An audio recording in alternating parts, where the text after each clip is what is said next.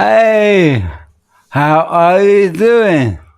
Right, well, this week we have Yngwie Malmsteen, but first, there was a couple of things this week that we really need to pay tribute to, and we will start with the Queen, and this will be badly recorded playing for the Queen.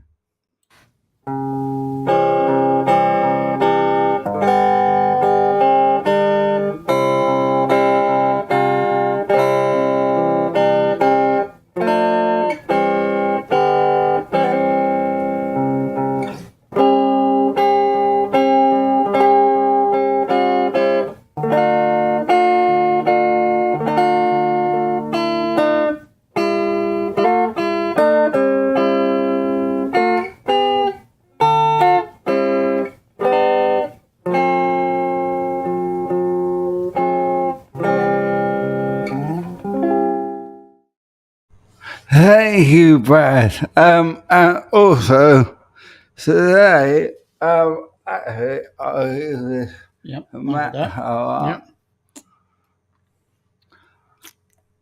These were very kindly given to me by Grandpa Joe, and today is 9/11, and we want to pay tribute to all our American friends who suffered on 9/11.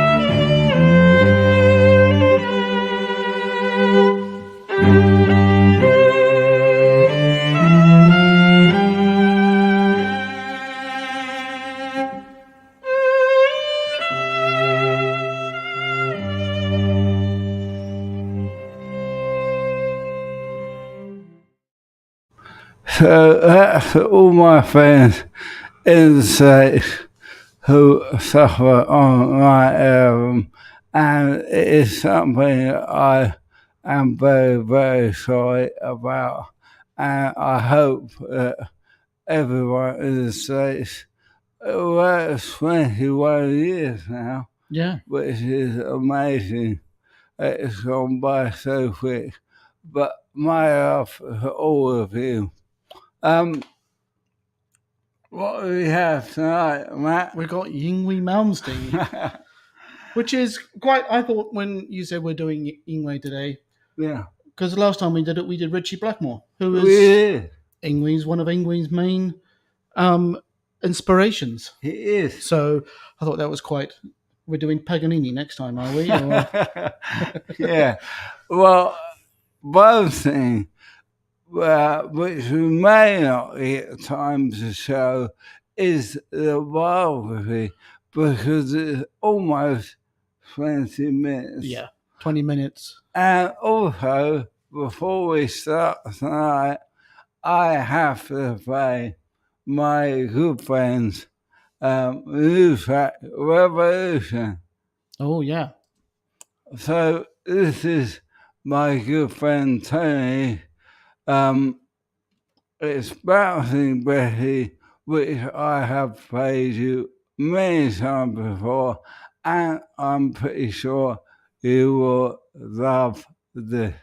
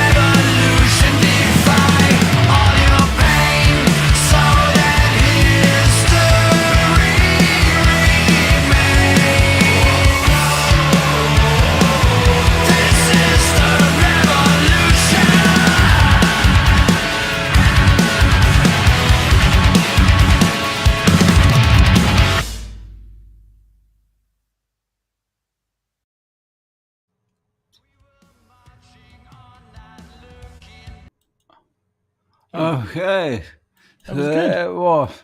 Really good. I like that. Really love that band. Yeah. Really great.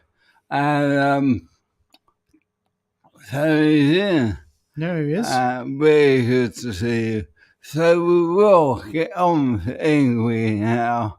Let me. What have you got lined up for us today? Right. Okay. Let's have a look. Yeah. Here we go. What's over here? Would Yngwie ever consider joining another band? Yeah. His biography, which we mentioned, was about 20 minutes long. So yeah, we might leave that one for later. Maybe. Yeah, we'll we may have to put that on the second channel. Well, this is where Yngwie Malmsteen, 2 things you can see from space. Yeah. Which we made a joke of just before. Yeah. Great Wall of China And hey. And then we've got names his guitar he would use, and then ... Interesting. Yeah. And then Malmsteen on Eddie Van Halen. Yeah. That sounds an interesting one. Yeah. And then Malmsteen on how Jimi Hendrix inspired him. Yeah, indeed. So what are we going to go for? Should we go for streamer's choice first? Yeah, let's see what people have to say. Yeah. Ben's saying a great band. Don't forget to see him out tonight. He'll be live at 8 p.m. Eastern Standard. Yes, you're here. Yeah. Thanks, Grandpa Joe. Hey, CGS and Chatter, hi. You're very welcome. Yeah. Well, we know what Yngwie CEO is like. Yeah. Definitely. Band called Donuts. Well, Eddie. yes. All right. Okay. You're very welcome, Ben. Do check out Ben's live show tonight. Let's see. Oh, he's got a link there as well. There we Nice. go. There's a link for you all. Cheers. Let me see. Yeah, I'm doing well. Physically, I'm doing well. Unfortunately, my voice is getting very, very bad, which is why I have my friends to help me out. Yeah. Choosing the person who doesn't talk much to help them out. It's what was I saying? I like that a lot. The vibe slightly reminds me of another band from some time ago, but I can't put my finger on exactly which. Right, okay. Oh, hey, great to see you.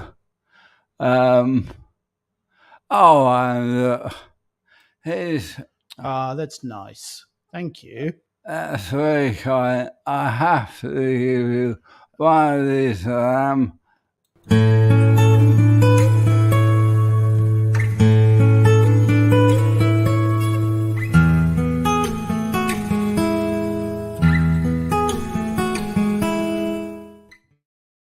And I will be there tomorrow to see your live show.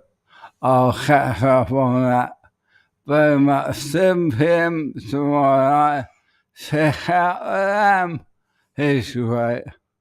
Ben. Yeah, I could be speaking. Everyone's saying hello to them. But what was the first one? I don't think anyone's asked for anything yet. I think did someone say Eddie? Eddie, there we go. Jake Lee said, yep. Okay. You've got it. Oh, hello. Retrospect. Betty. For winter heating. Wow, we will need that. Yeah, we need it over here. Let me give you one of these, my friend.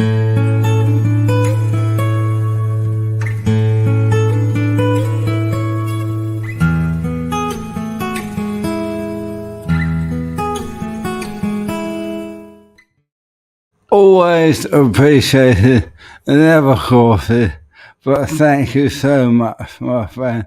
That is really, really kind. So, we will do Eddie. Let's get Eddie on. That one? Yep. Yeah. Malmsteen shares opinion on Eddie Van Halen, talks what he thought of the band when they released first album. The guitarist also names his favorite Van Halen song. Yngwie commented, "When I was 7 or 8 in Sweden, I was listening to Deep Purple's 1972 live album, Made in Japan, and stuff like that, and I was very into that type of guitar playing. Then by the time I was 12 I was listening to the classical violin and I already had a very clear vision of what I was trying to do. So whatever was out there when Van Halen came out, I wasn't really paying much attention. But in 1978 I was playing in a band called Powerhouse, and one day the drummer came in and he brought Van Halen. And I was like, what is this? Another band? Whatever. But he put it on and I couldn't believe what I was hearing. I was so effing blown away. And you know, the weird thing with me, I think, compared to many other people who felt the same way when they heard that album, is that I didn't pack my guitar up and put a humbucker in, I didn't paint stripes on it, I didn't do all the tapping. I didn't do that because to me it was so amazing what Edward was doing I didn't want to copy it. You have to remember, in 1978 no one had heard this before. And even though Edward wasn't the first person to tap, he put it on the map. No one did it like him. But what really knocked me out was the energy and the don't give an F attitude that the whole band had. They were essentially a power trio and they were playing live. They made me so inspired because I had a power trio, too. All the albums are great. I think the first and the second ones, Van Halen and Van Halen 2, almost feel like part 1 and 2 of the same album. They have the same feel, no overdubs, just go for it. And the whole band, Alex, Van Halen, drums, and Dave, Lee Roth, vocals, and Michael, Anthony, bass, all of them are incredible on those. There's a song on the second album, Outer Love Again.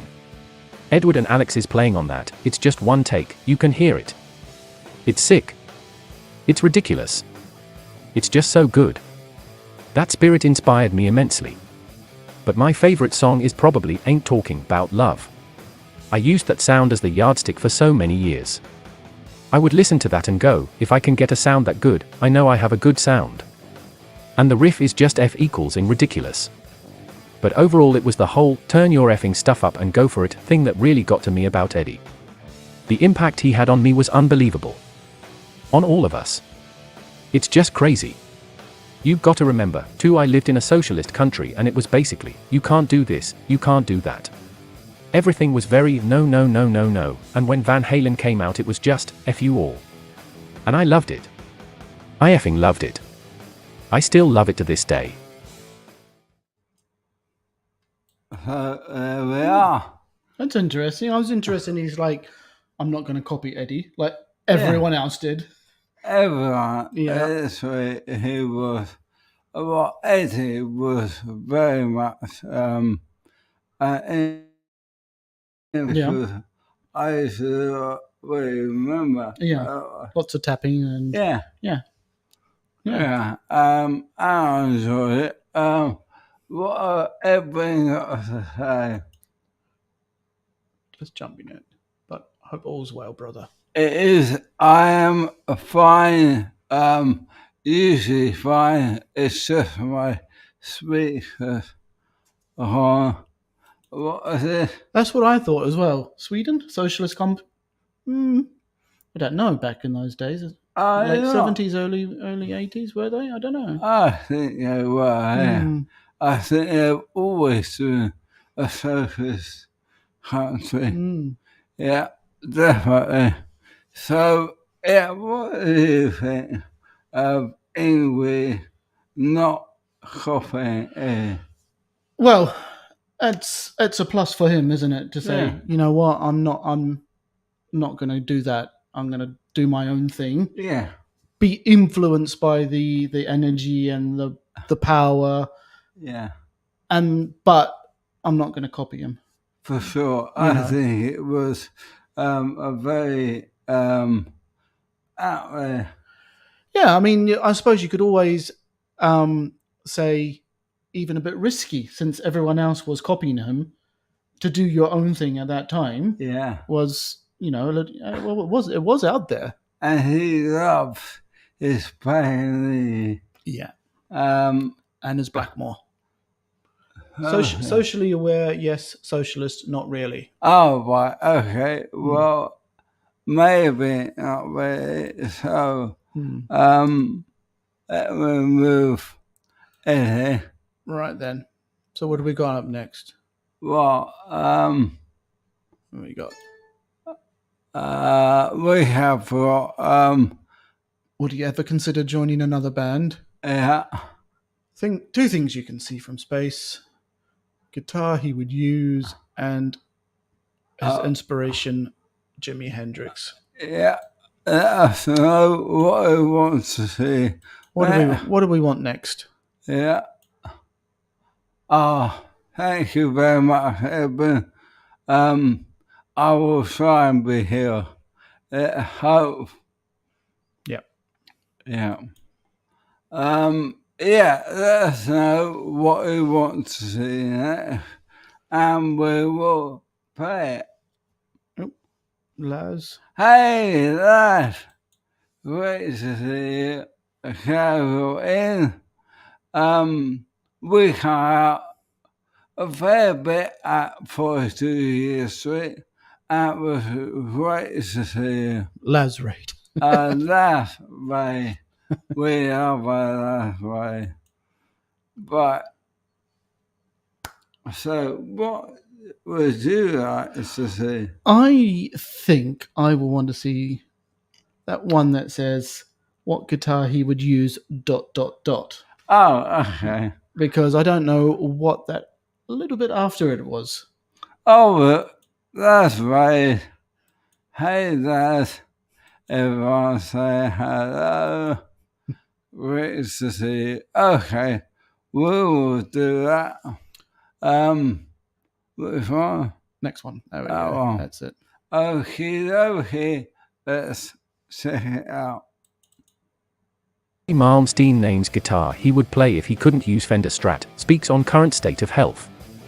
Yngwie is promoting a new album titled Parabellum. When asked if the Stratocaster disappeared from the world, what guitar would you play instead, Malmsteen replied, "Probably a Flying V. I got a couple of Flying VS, I like them. They are cool and everything, but this Strat is such a perfect machine, everything on this thing is perfect. Is it better to practice with a clean tone or a distortion?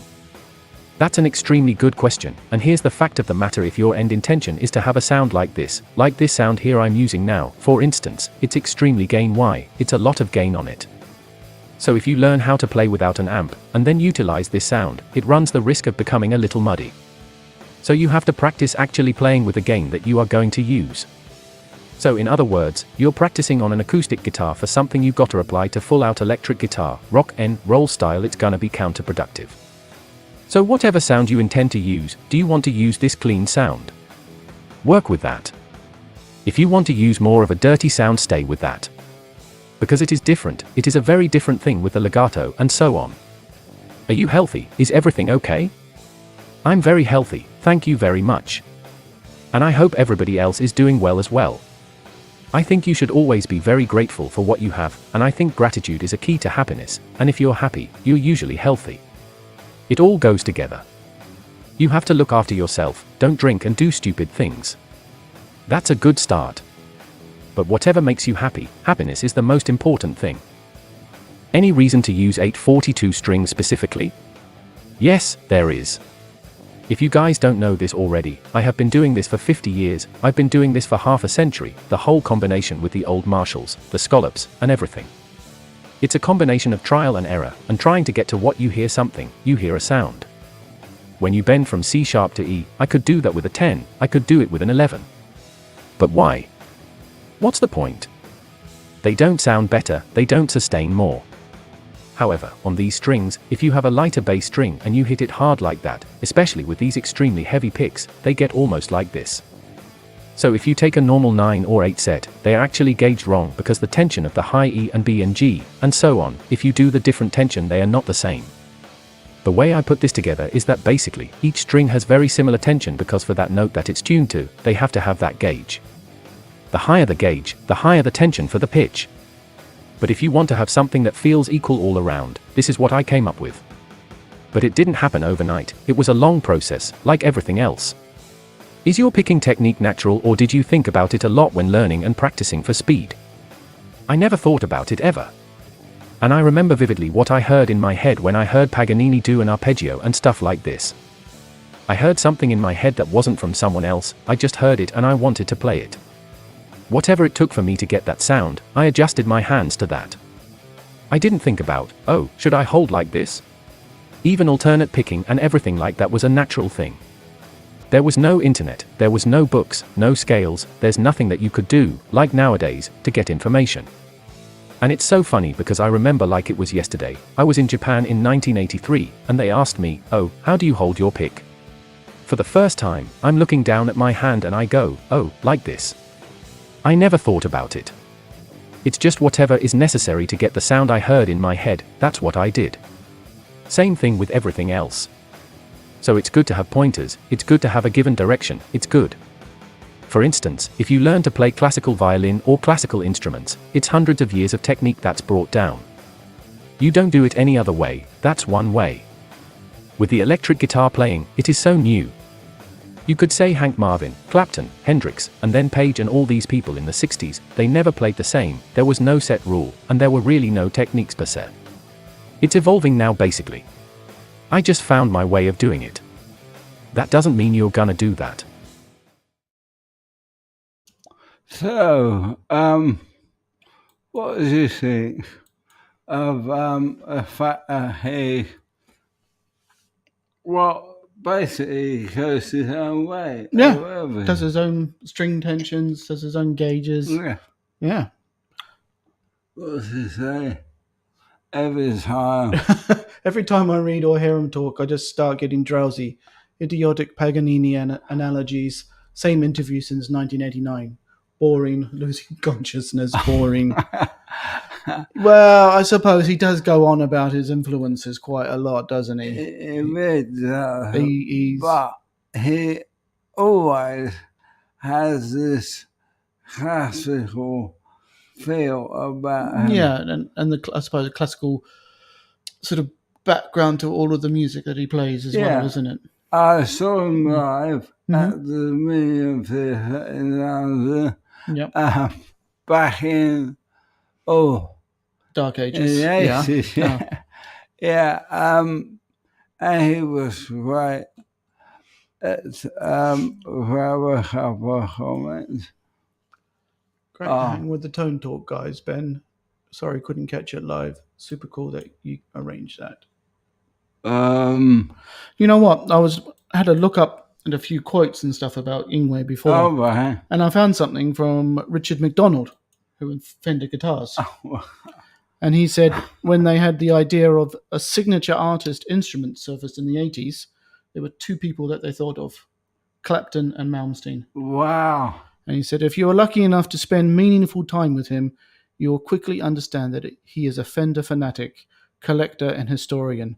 Not only was it a privilege to design a signature model Stratocaster with him, it was an incredible challenge to reproduce the unique specifications of his guitar. The instrument is still one of our most popular artist models and stands as a tribute to his longevity and popularity across a broad audience of players and enthusiasts. Wow. There you go. So, Mears, I saw him. I saw Rising Force tour. I'm trying to remember who supported, but I can't. But it was great. I haven't seen Yngwie live. I'm just trying to imagine a live concert. It's not. I wouldn't imagine it's like a typical rock concert. Just everyone sitting there like. He never talks about the real masters of classical guitar: Segovia, Julian Bream, John Williams, etc., etc. That's a very good point, actually, BC. He should, because they are a classical player. That's nice. It's not much about his backing band. They must be pretty good musicians. It's not easy music to play. No, it's definitely not. But has he kept the same band, or is it a bit of a revolving door? No, it's very much a revolving door. Yeah. And he often changes up his band. He originally played with Alcatraz. Yeah. And when he got Dylan Turner involved, of course, Ram Boy from Alcatraz with Richie in Rainbow. Yep. And so it all got together from there. Yeah. Yeah. Interesting. Let's see. Oh, sorry. Yep. Next one. I saw him with Alcatraz, 83, 84. Right, okay. Yeah. I bet that was right. Listen to an audio version of his book while driving from Nashville to Seattle. Wow. Was it him reading it himself, or was it someone else? His keyboard player, always killer, trading those fast, arpeggiating licks. Yeah, that was Jens Johansson. And he was what I saw on tour in London. Well, that's a very Deep Purple thing to do, though, isn't it? Oh, yeah. Oddly enough, he's had two really accomplished bass players backing him, and oddly, both passed away very young. Wally Voss and Randy Coven, both virtuosos. Wow. I didn't know that. I could have brought that to the table, but I'm sorry. He was so young, nearly my same age at the time. Yeah. Was probably the same age now, too. He read it himself. Oh, of course, he wouldn't let anyone else read his own biography, would he? Oh, man. I tell you, the biography I've got is so wrong. Yeah. So, let's see. All right, what do we got next? Since we were talking about Alcatraz, shall we have a look at would he ever consider joining another band? Would you like that, guys? Let's do that. Let's do that. Okay. Would Yngwie Malmsteen ever consider joining another band?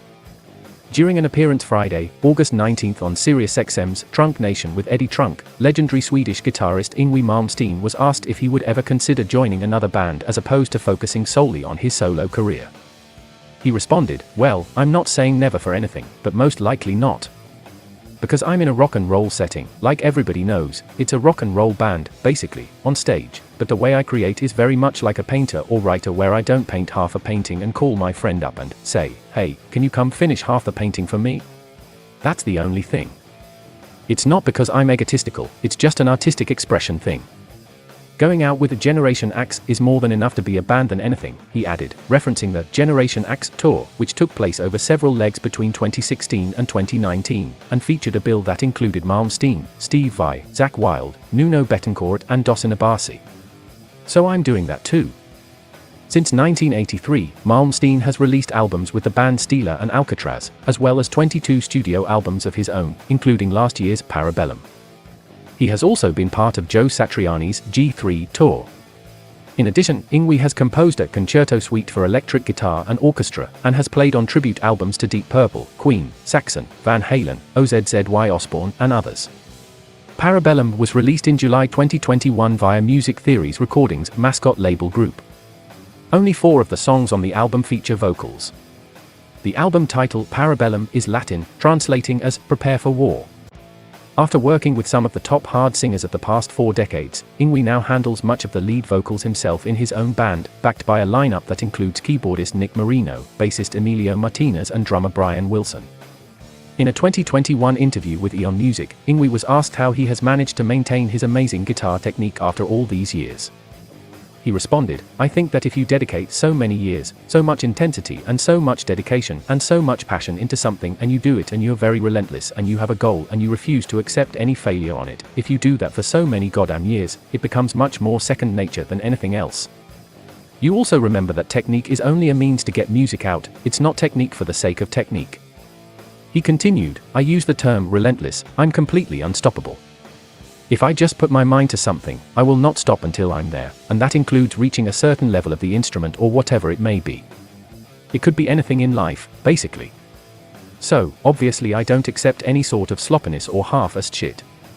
If I feel inspired, I play more, but then if I'm on the road, I play more than I should, and if I'm in the studio I play a lot too, so it's never really a downtime on it. And if there's no touring or no recording, I play anyway, because I love it." Okay, so That's I love this comment. Yep. Yngwie had to leave Alcatraz as he tried to strangle Graham Bonnet as he thought GB had deliberately pulled out his guitar cable on stage. Back then, Yngwie had a very short fuse. Back then, now... Yeah, I think Yngwie is probably got a fuse now. Yeah.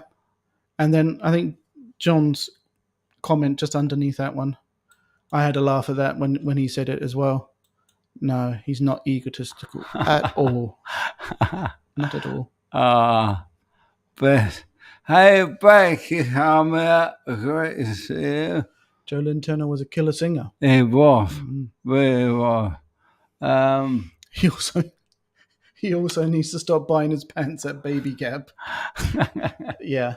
Maybe he can sort of do away with the tight leather pants now. Yeah, maybe. Let's see. He hit it well in the Japanese concerto thing he did.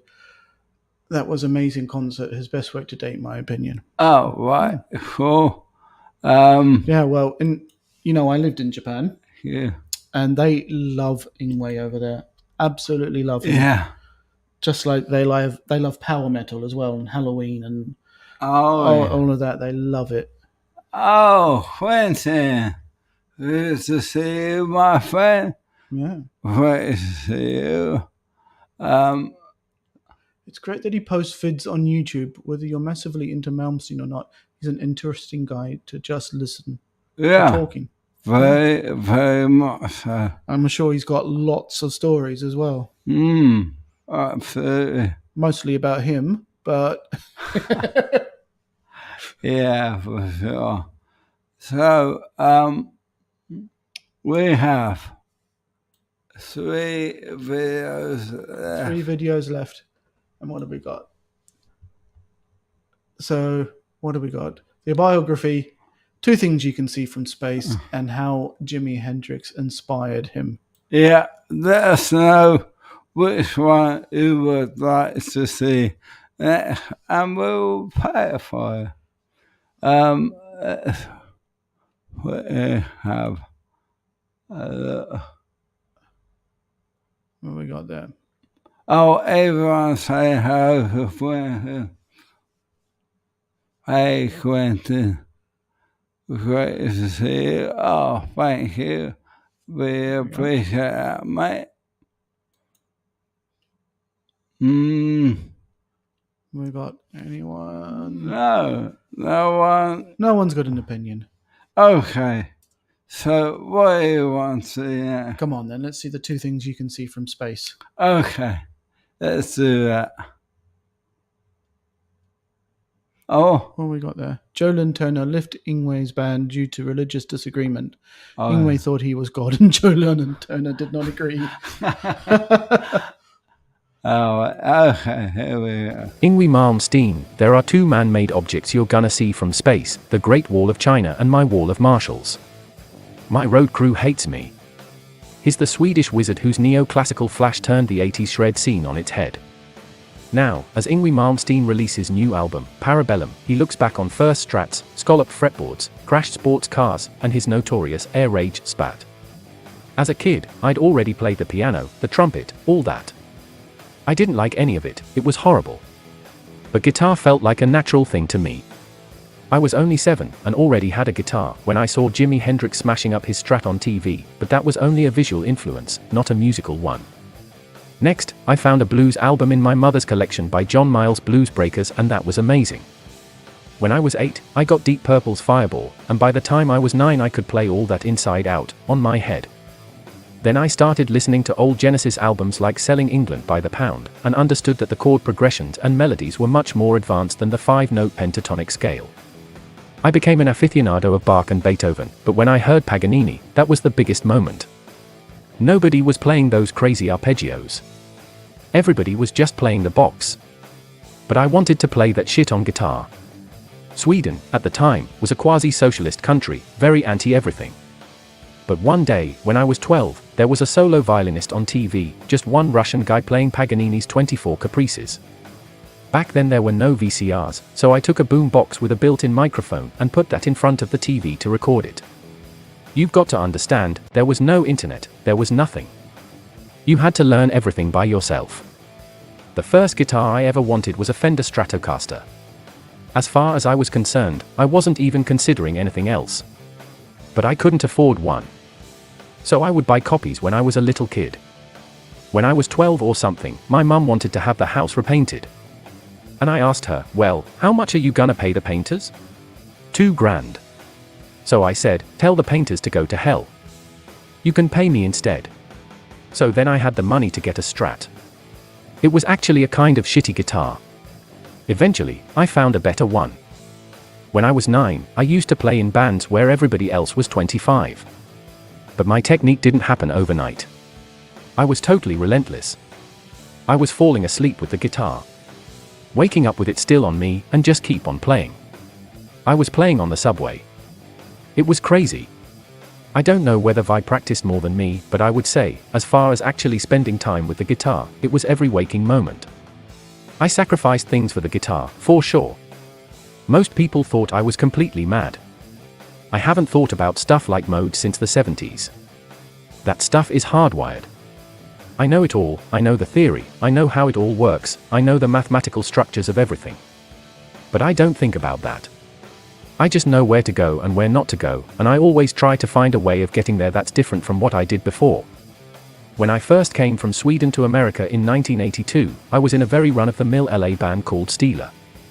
I remember, 30 people came to our first show, but 1 week later we played the Troubadour, and from the dressing room window, I was looking down the street and there was a line around the block.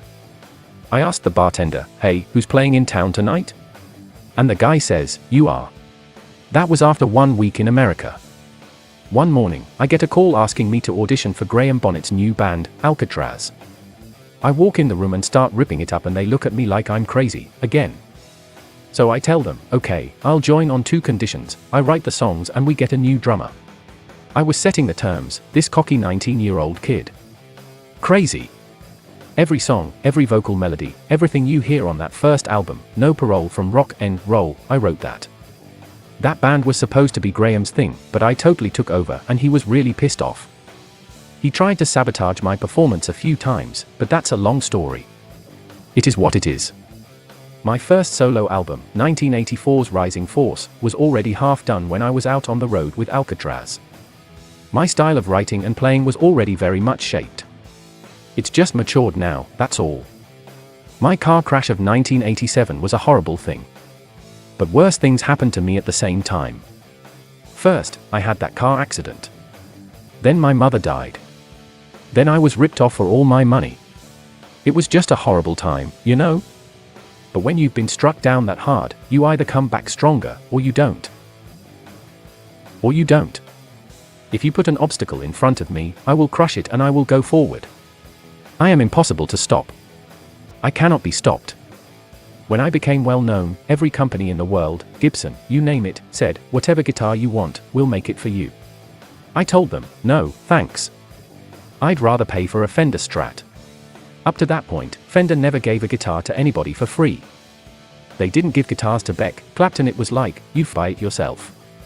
So, 1, I was the first guy to ever get a guitar free from Fender, and 2, I was the first guy to get a signature model. I was very honored by that, actually. So my being stubborn paid off. There's no doubt I'd react differently now, but the air rage incident of 1988 is still funny as shit. Here's the part that people might not know. I fly first class and the band and crew flies coach, that's the way it is. But back then, some knucklehead decided to put everybody in first class. The flight to Japan is 16 hours, and everybody gets shit-faced. I was drinking then, too, and I'm sure I wasn't perfect, but I definitely wasn't the biggest problem, either. So I fall asleep and this woman decides to take a pitcher of iced water and pour it over me, saying, cool down, boys. So I totally lose it. But it's always the same. One time, I was in a bar and the drummer starts throwing beer at people, but they threw my ass out, because I'm the face of the band. People thought I was crazy to scallop my frets. They really did. But when I was growing up, I was also building model aeroplanes and shit like that, so I was really good with wood, making things, fixing things, painting things. I once saw an old lute from the 16th century and I don't know why, but the wood was carved out in between the frets. I had some old necks lying around that I'd probably smashed up on stage. So I scalloped them and it felt like I could really grab the strings, so I did it on my good necks, too. And I thought, this is great. Basically, it's like having very, very large frets. If you went up into space and you look down on Earth, there are only two man-made objects that you're gonna see, the Great Wall of China and my Wall of Marshalls. My road crew hates me. Seriously. Here's the thing, I love all Marshalls. But what happened was, when I was a little kid I didn't have a lot of money. I couldn't afford a Marshall. Then Marshall brought out the Master Volume. When that amp came out, everybody and their mother wanted one. So the super leads and plexes were worth, like, $50. So I started buying them. Of course, I just wanted a Marshall. But then I realized the preamp and the power amp work in linear, one is not working harder than the other, whereas on a Marshall with a master volume, you have the preamp working full capacity and the power amp working, like, 1%. Therefore, the power amp tubes are not distorted and that's why you don't get the same sound. That pure, violin-type sound, that's the tone. I was already an accomplished guitar player in 1977, and that's when the punk wave came, so the grunge movement of the early 90s was déjà vu for me. At that time, I didn't have a label, I had nothing, so I spent a lot of time in Japan and did a lot of work there. And I did really well. I was #1 in the charts. I had quadruple platinum albums. I was playing the biggest Japanese tours of anybody, ever. I was completely successful there. And in South America, also. Europe, to some extent, but not so much. But America was pretty much a lost cause at the time. The thing is, I don't change my direction or change my vision for anybody. You can listen to something else. This is what I do. I don't follow trends. I make trends. I don't have any rules when it comes to writing instrumental guitar music. More than anything, I like the spontaneous moments when I'm improvising and something just comes out and I'm like, that's cool, or that's shit. I could write you a country and western song right now if you want. I know how to do that. I have the knowledge to do it. But that, to me, is not the magical moment. I was so proud of Concerto Suite for Electric Guitar and Orchestra, 1998, because I spent a lot of time composing and orchestrating all the pieces for the whole orchestra, and all the guitar parts, too. So it was a long procedure of writing and arranging all this instrumentation.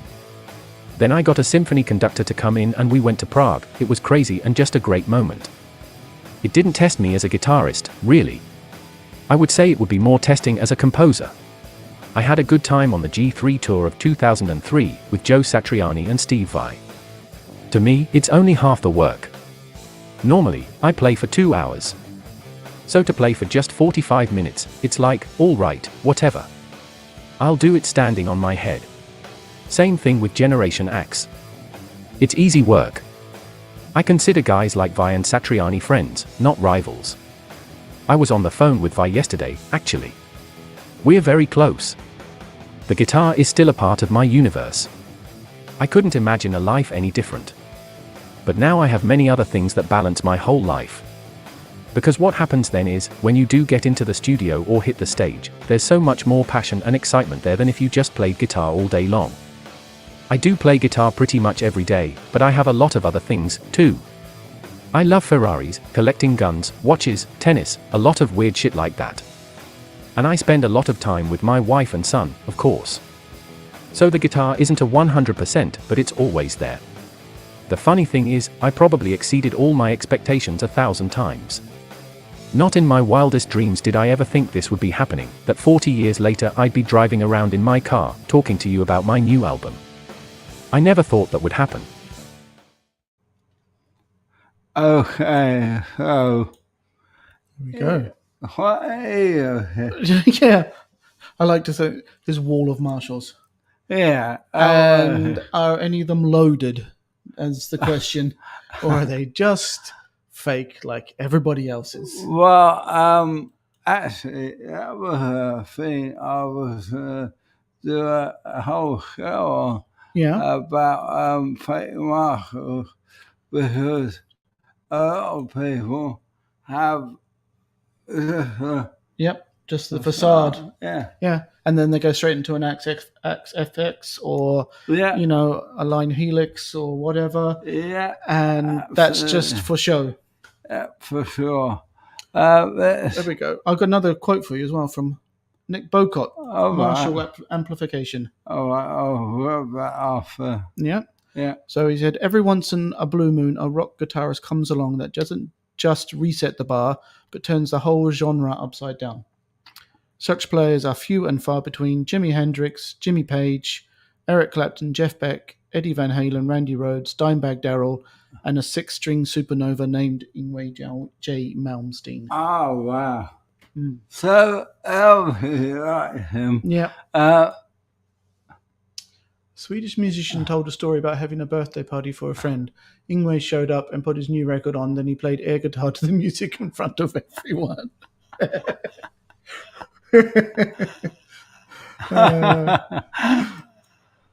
That's brilliant. What else have we got? What was John up there saying? His retirement is tied up in cars and security fence. Yeah. What else we got? Oh. Nashville. Nice. Awesome.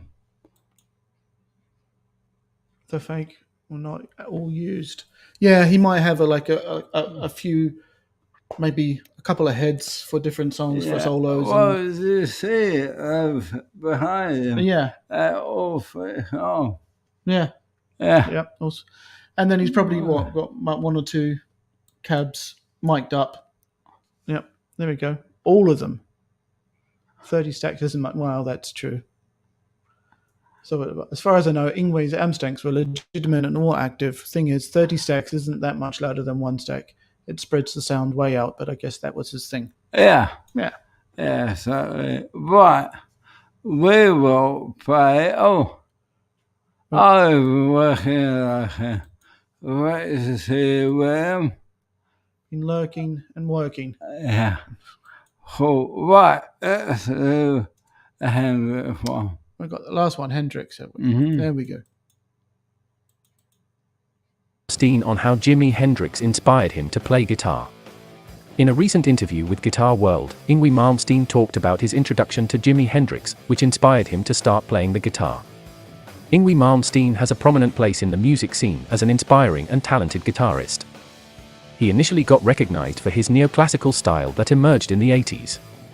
He played with bands like Steeler and Alcatraz before working on solo projects. While his journey with the two bands didn't last long for creative reasons, he made a name for himself as a solo performer. In over 40 years in the music industry, Malmsteen has released more than 20 studio albums. He is considered one of the most influential guitarists of all time. The musician's achievements have enormously impacted various artists like him, such as Megadeth's Kiko Loureiro. Although Yngwie Malmsteen comes from a musical family where his mother sang jazz and his father played guitar, he didn't find it interesting initially. He was given a guitar at the age of 5 but started playing the guitar at the age of 7. He stated that after seeing Jimi Hendrix smash his guitar on TV, he was inspired to start playing the guitar and be as good as Jimi Hendrix. I come from a very musical family. My mother was a jazz singer, who also sang in the choir, and my father was a guitar player. My older siblings were musicians, too, playing classical violin and piano. I was given my first guitar, a cheap, shitty acoustic, on my 5th birthday but didn't start playing it until I was 7 when I saw Jimi Hendrix smashing his guitar on TV. I thought it was cool, so I wanted to do that too. Malmsteen's latest album, Parabellum, was released in July. The album title translates as Prepare for War. The singer is constantly adding new US tour dates for his fans. The most current dates go until August 20th. The guitarist has also included South America dates that are scheduled for October. There we go. There we go. Influenced by Jimmy, as does most people. Yeah, I think a lot of people are influenced by Hendrix. Yeah. It's good to know that Malmsteen was as well. Let's see. What have we got there? Christine. I saw one of his recent shows live on YouTube streaming and it was amazing. He's really worked hard to get his playing back to how it was in the old days again. Yeah. That's good. Well, what is he now? He's almost 60, 59, 60. Yeah, 59. So, yeah. We all know the issues of getting a bit older and the fingers not... Oh, yeah. My fingers are a bit rubbish. A bit rubbish. Wow. Yeah. Okay, so I apologise for some of the swear words in there, but I left some in. Yeah. Just for authenticity. Yeah, well, English swears all the time, so I left a few in there. But I apologise if anyone has kids watching, and I'm sorry about that. I took one guitar lesson. He played the Grand Ole Opry in the backup band for Marty Robbins. He told me I suck. I'll be on the lookout for that and the next live tour. Yeah. Speed and accuracy is still there. Yeah, he really has. Quick wiki. So you first played with Alcatraz in 1983, so he'd been about 20. Yeah, well, he said 19, I think he said. And yeah, he was 19. We love a bit of swearing. Yes, Andy, we know. Yeah, mate. Never had the guts to swing my guitar. Oh, me. Yeah. He was known as, back in the 80s, was known as the fastest player. I think he's still one of the fastest players. Other than guitar. No, never. Mike never swears. No, ever. Not ever. In the car. No need to apologise for swearing. That's part of rock and roll. Yeah, for sure. Right. The bloke will be over on the other channel. I thank Matt for doing a wonderful job. Well, thank you for having me again. Thank you. Yeah. First time was bring me back again. You do very well, and it's very lovely to have Matt and Andy coming on certain weeks. So neither of them have to hit ball with it. Oh. So I think so. Then you've got Andy next week. Yeah. Let me know what guitar player you would like me to feature next week. That's a good idea. What have we got? Jason Becker is the fastest I've seen. Wow. Amazing. Yeah. Yeah, I would love to do him because, well, let's face it, he's got the same as I've got. Yeah. Maybe we'll do Jason Becker. Jason Becker next week. Yeah. Yeah. I saw him at a small place the size of a club in Colorado where I lived. It was my senior year of high school. Wow. Nice. You're most welcome. And thank you. I like those. Yeah, we are say cheerio now. And a big thank you to Matt. And I will see you next week. And in the meantime, you take good care. See you later.